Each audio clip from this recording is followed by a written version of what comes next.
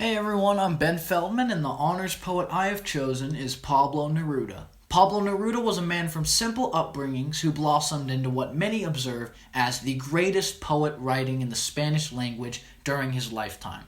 Neruda was a poetic prodigy, a master of wordplay, and tugging on the reader's emotions. Winning many awards, including a Nobel Prize for Literature, his poems inspired many throughout his life and inspire many today. Pablo Neruda was born, I don't know how to pronounce that, I'm not going to try, I don't want to butcher it, don't want to be made fun of, in the town of Parral, Chile on July 12, 1904. His mother died shortly after his birth, and he and his father went to live in the town of Temuco, where Pablo grew up. Pablo had a knack for poetry and writing, and an unexpected source of knowledge to him was the great poet Gabriela Mistral. Mistral taught Neruda and recognized his talent from an early age. Mistral and Neruda are still the only Chileans to have won a Nobel Prize. One of Neruda's best-known works was published in 1924. It is titled 20 Love Poems and a Song of Despair. These poems had strong themes of love, and Neruda expressed these through memories of his love life in the wilderness of Chile, connecting women and nature together in his writings. He wasn't the most progressive guy of the time, and that can be seen in how he writes about women, and that he never won a Peace Prize, only a literary one. However, this collection brought him fame and notoriety in Chile because of its celebration of sexuality and established him as a great Chilean poet.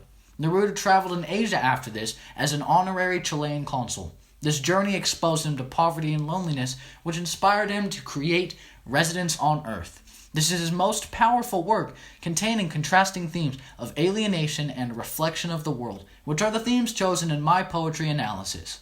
Neruda was affected by the Spanish Civil War and the murder of his friend, Federico Garcia Lorca.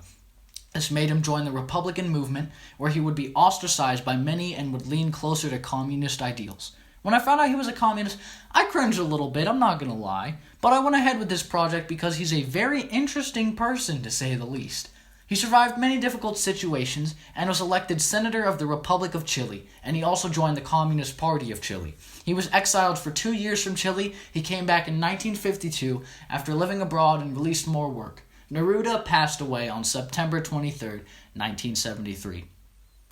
The first poem that fits all of Neruda's themes is Tonight I Can Write the Saddest Lines from 20 Love Poems and a Song of Despair. The poem talks about his former love. I loved her, and sometimes she loved me too. Through nights like this one, I held her in my arms and kissed her again and again under the endless sky. She loved me sometimes, and I loved her too. How could one not have loved her great still eyes? These lines in the poem have clear significance to Neruda, and he is writing as if experiencing a loss of a loved one. The poem carries this feeling of sorrow throughout its entirety, and only intensifies as it goes on. The climax of the poem is the final stanza, when Neruda writes, "Though this be the last pain that she makes me suffer, and these the last verses that I write for her." This shows the audience a feeling of empathy towards Neruda, and when writing, he was clearly very emotional, in his bag, and wanted to get this badly off his chest. That is what makes this poem great. The emotion and pain can be felt throughout the pages, and many can relate to his words and how he feels. Another poem fitting of alienation and loneliness, ever so present in Residence on the Earth, is the poem Walking Around. This poem starts with a simple but inquisitive and thought-provoking line. "It so happens I am sick of being a man." Although this line is blunt, it bears weight. Neruda set this poem up with that specific line to tell the story of his immense loneliness and how he feels he doesn't belong and is tired of living the same life every day. He is almost insane in the middle of the poem, writing, "Still, it would be marvelous to terrify a law clerk with a cut lily, or kill a nun with a blow on the ear. It would be great to go through the streets with a green knife, letting out yells until I died of the cold." This is a scary part to read, as it suggests that he has maybe gone mad, but this shows his rage and unwillingness to live and his true unhappiness perfectly.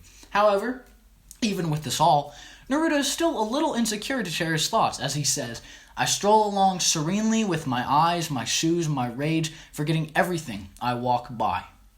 This poem and the conclusion shows his passion to make his life more exciting and less painful, but how he never takes that extra step. A third poem representing Neruda's social ill is Death Alone. This poem shows Neruda's distress or fear of death itself. There are lone cemeteries, tombs full of soundless bones, the heart threading a tunnel, a dark, dark tunnel. This suggests how death is lonely and focuses on a feeling of alienation and darkness. Another line segment at the end of the poem is, "There are beds sailing into a harbor where death is waiting, dressed as an admiral," suggests Neruda's fear of death, but that it demonstrates a journey or trip to the end. The song that I chose that best represents all of Neruda's themes in poetry is Lonely Avenue by the great Ray Charles. This song details how he feels lonely and has been so sad and lonesome since his partner left.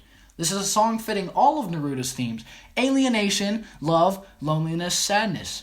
Charles describes how he lives a lonely life on a lonely avenue. He says, "I feel so sad and blue, and it's all because of you." This sounds like something Neruda would write, and they most likely would have gotten along and had some pretty depressing conversations had they known each other. This dark song about loneliness perfectly represents Neruda's work in a beautiful and well-made piece. Neruda's portrayal of his raw emotions and feelings of loneliness, sadness, alienation, love all form timeless works of his. There will always be a receptive audience for his work because everyone feels these emotions strongly at one point in time. His wordplay and display of his personal social ills and experiences stunningly translate through pen and paper to create powerful poems and messages. Neruda was a master at creating relatable poems and lines of poetry, and will be remembered for his impact not only on Chile, but the rest of the literary world.